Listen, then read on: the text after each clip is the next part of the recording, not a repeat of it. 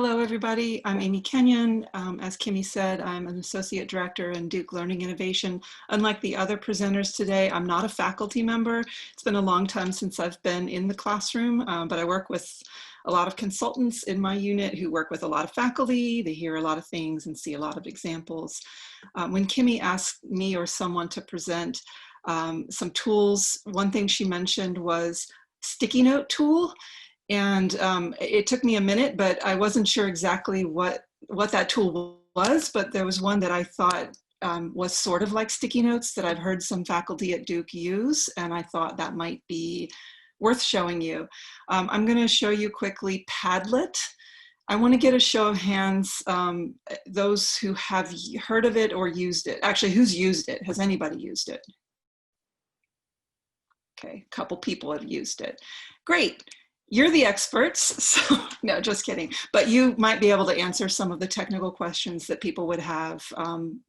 So feel free to jump in if I say something and you know more or know how you use it in your class. I might ask you about that in a second. So I'm going to share my screen really. Oh, first of all, Padlet is basically, I think they call it an idea board tool, sort of like a place where you can gather easily various little notes that have media of different types or text and display them in a visual representation. So you'll see what it looks like in a second, but that's kind of the idea of what it is. So let me share my screen really quick. It's not particularly pretty. This is my dashboard in Padlet. My understanding is that Padlet has a free option and some paid options.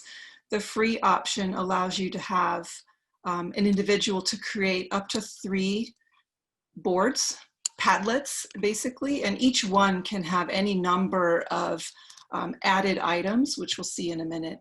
So the screen that we're looking at right now, the thing that says weekly reflections, is one Padlet that I created, and I gave it the title of weekly reflections. I'm going to click on that now and go into that Padlet. So that's how we're navigating. Hopefully that's going to open. It's thinking about it. Since these can be collaborative, that means that students can join on yours or other colleagues can. And so what I'm going to do right now is paste the direct link to this Padlet into the chat. Anyone who wants to should be able to click that link from the chat and it should take you onto this Padlet. And if that doesn't work for you, let me know. I think I've got the permissions set up such that others can get to it. So what you see here is a Padlet that has 2 items in it, and I have set it to show the more recent item to the left. This is a particular display choice called Wall. So when you set up a Padlet, you have a number of different ways that you can tell it you want the content organized, and one way is just kind of like a sticky board, a Post-it board, where the things will go kind of from the top down underneath each other. Yeah, go ahead. I want people to be adding while I'm talking, so feel free. So you should see, if you're on this Padlet, a plus button at the bottom, and you can use that to add a panel or a sticky or whatever you want to call these items. And in that panel, you can have text, you can bring in a map like I did, you can bring in an image, you can bring in a very small video clip on the free version. I'm just using the free version here. And so you have limited space and the files can be a limited size. So basically this can be a collaborative interface, not necessarily for free drawing across the entire surface, although any individual one of these stickies you can put a drawing in it. And then you can click to expand and see that drawing larger. But if you were looking for more like a collaborative drawing space where multiple individuals could draw together, I don't think this would be the right tool for that. It wouldn't be the best tool for that, but you can certainly include small drawings. You all have noticed that you can add comments. I have this particular Padlet set up to allow that. I think you can turn that on or off for any individual Padlet. You can change the background colors, the schemes, the layout. I don't know if you, how much of my screen you can see, but there are some choices for controlling the layout in the upper right. Some settings. You can change the address. You can change the appearance. You can change how you want attributions to go and how the comments can be, and do you require approval for someone to post, and so on. Some different choices there. Also, there's a ... menu here, if you can see it in the upper right, that allows, I need to move the video panel from Zoom out of the way so I can actually see.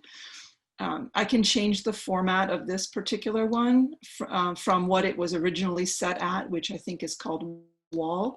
I can change it to grid, for example. So it's doing that now. It's not gonna, I don't think it's gonna remove anything. I think it's gonna just reorder them, everything kind of in a grid pattern. Uh-oh, no, it didn't. I was gonna say, uh-oh, it removed everything, but it didn't. So I wanted to kind of show you that this thing exists. I think a downside of this, or a con, based on some of the things that Melissa and Rebecca said, this does, my understanding is if you wanted to create Padlets, you do need to have an account. Even if it's free, you do need to have a login so that you can, your Padlets are associated with your login. But to write on a Padlet, obviously, because you all don't have, most of you don't have logins, you can do that without an account. I don't know, I could imagine if you like this, that a student, I guess you could have a thing called weekly reflections, and students could put individual posts on there every week. Or if you had a paid account, you could have enough Padlets for each student. I mean, with a free account, you only can have 3 Padlets at a time. They can expand pretty much indefinitely, I think, although up to a certain size with only the free account. For text and such, it would be, you could have a lot on there.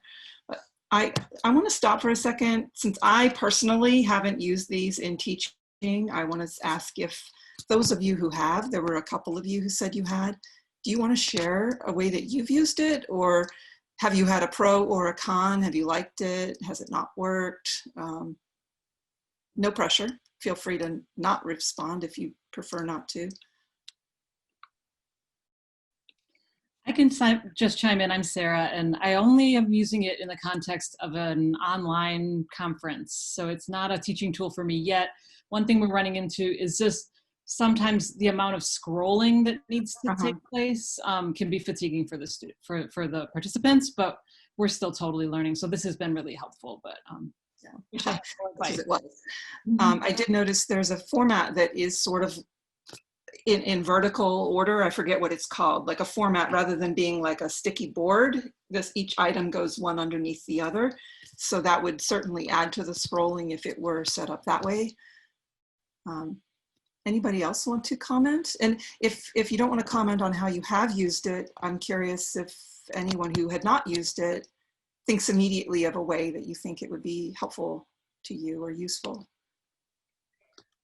I used it with my class last semester. I think students like it, but later on I switched to, well, because this is open space and everybody reads each other's comment, and I think works particularly well in group. I think, you know, sharing like thoughts and comments or writing, a short piece of writing, but then once voice thread come on board, I just automatically switch to voice thread, because voice thread can do everything.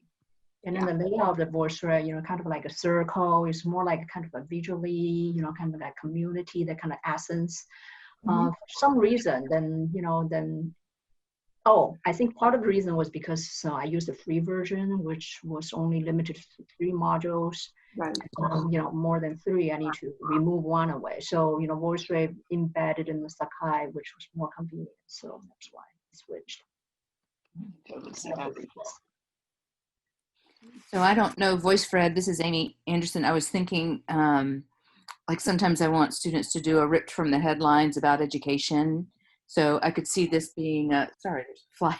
I could see this being a time that students could go seek out headlines about education and post them up and see kind of those all together. Mm-hmm. Yeah. I think it could work really well as sort of just like an informal idea board, an informal gathering place for items of multiple types of media in that way, links and small written items, images, and that kind of thing. So, Listen, I wanted to say that it was pretty quickly, and so I would have to slow it down a little bit for me. I mean, the way how fast the items were appearing, mm-hmm. but when I think the grid, I haven't ever used it, so I'm not sure if this would work. But if you had, like in my case, like teaching ed psych, I always ask students questions like, here's 4 areas of human development. Which one do you think we're doing the best job of it? Like intellectual, social, spiritual, career. And if maybe with that grid version, you could list those, and then people could choose the area that they thought Duke was doing the best or the least with, and then add comments under it. And it could generate a good discussion. Yeah, that's a really good idea. And your point about things flying in pretty quickly, absolutely, with 20 people or however many all jumping on at once. I guess I was thinking mostly about this as a more asynchronous type tool that might build over a short amount of time, but it could also be used live, and just there wouldn't be time necessarily to reflect as it was happening, or maybe there would, depending on how you set it up. You might set it up with just one sticky or whatever we want to call these small items, and then tell people to comment on them. There are other ways of doing polls though, so this is just another option. Yeah. Well, thank you for sharing. Well, I'm happy to have thrown this out there. I want to take one other minute, maybe not in this environment right now, because I know we might be running a bit short on time for the demos, but if anyone is interested in synchronous whiteboarding tools, like collaborative whiteboards that truly are more for either drawing or bringing in diagrams and that sort of thing. DLI just did a workshop yesterday on a number of them. We've been getting a lot of questions from various disciplines on what are tools that will do this, and the needs vary so much that there isn't one particular one that is the best for anyone. I mean, Zoom has a whiteboard, but for some disciplines that doesn't work well enough, depending on the needs. But one of the ones that I know the ARC is going to use for its tutors is called GoBoard, and I'm not going to demo it. I'm just going to show you a screen with the URL GoBoard.com.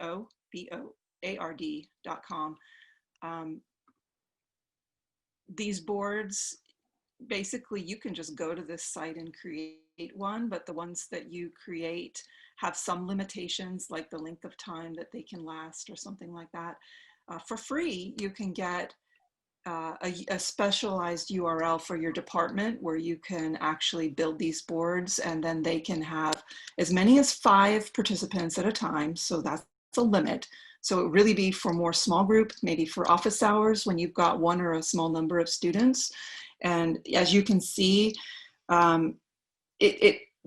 it's got a lot of sciencey kind of tools and resources built in, like you can bring in a periodic table, you can bring in an equation editor. It's designed by a company that runs tutoring sessions, online tutoring, and just like for the ARC here, many of those tutoring sessions are around the science classes. And so the tool has built in a lot of these science support things, but it can be used without those as well. So if you want more info on that, contact me after. But I wanted to mention it in passing. So on that note, I'm going to stop. Thank you so much, Amy. It looks like Jess actually had a question. Jess, do you want to unmute? Sure. I was just wondering, from those that have used, I haven't used this before, but I've used like Google Jamboard or Idea boards, which are both similar but different. And I was curious to know, Amy, if you or anyone else had particular reflections on whether, like, let's say idea boards versus this is more or less useful. I am not familiar with idea boards. I just wrote that down. Jamboard, my understanding is it's a tool that is mostly around a physical board in a class, in a room, where virtual participants can join at the same time and whiteboard virtually while people are whiteboarding physically. Is that, have you experienced it in a different way? Yeah, actually, that's interesting, and I haven't. I've used it as like really very similar to this, as a place to post with like sticky notes on a virtual page for folks who are all virtually engaged.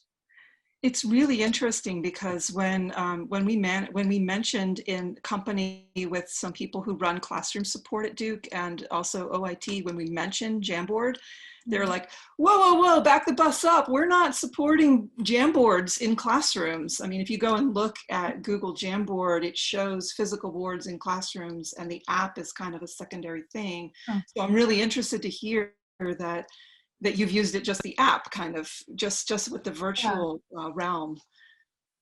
So yeah, I can't say more. I think if you're just using it with the virtual app, I don't know why that would be problematic. And I have heard other faculty mention Jamboard, so I think there are probably people around campus using it in some way, if not physical.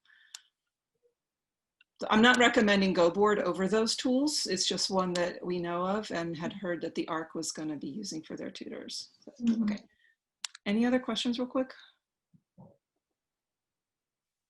I know there's one more presentation from Sarah. Okay, thank you. Any more in the chat right now, Amy? I'm just looking through. But lots of thank yous.